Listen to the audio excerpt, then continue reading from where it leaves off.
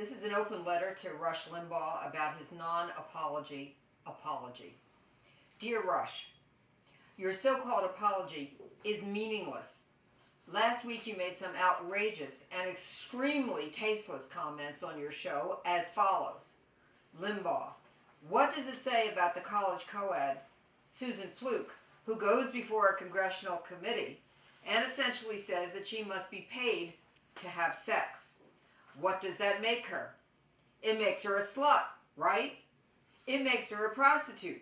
She wants to be paid to have sex.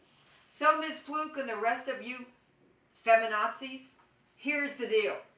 If we're going to pay for your contraceptives and thus pay for you to have sex, we want something.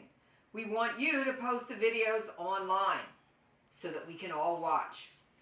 On Saturday, you issued an apology in which you stated, quote, I did not mean a personal attack on Ms. Fluke, end quote. In that same statement, you also asked, quote, what happened to personal responsibility and accountability, end quote. He said, where do we draw the line? Well, Rush, I can tell you that where I draw the line is when you attack a young woman who did nothing other than appear before a congressional committee to testify on a controversial and important subject that has an impact on the lives of millions of American women. Where is your sense of personal responsibility and accountability? You seem to think that because you have a forum that reaches millions of people, that gives you a license to defame and vilify those who disagree with your political viewpoints. Shame on you.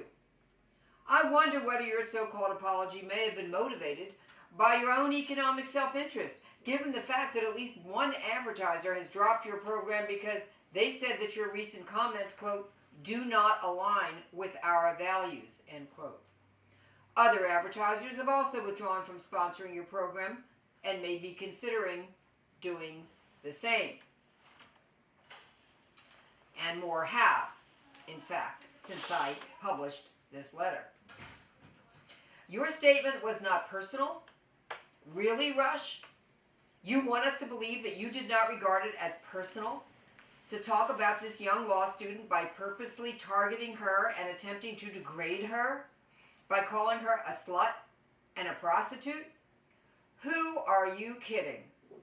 It was as personal and obnoxious as any statement could possibly be, and it was obviously designed to make anyone who had a viewpoint which was different than yours afraid to come forward and express those views before Congress out of fear that they would be similarly attacked. What happened to Ms. Fluke's free speech? Since when has it been okay to target people who testify before policymakers with vicious, unwarranted, and defamatory attacks? You may think that all of your misconduct disappears because you label yourself an entertainer. Well, we are not entertained. We are disgusted. You think that your non-apology apology coming on the heels of advertisers abandoning your show will make them come back? I guess even some of your advertisers do not find you all that entertaining. We hope that your advertisers continue to show the good sense and judgment that you lack by abandoning your show in droves.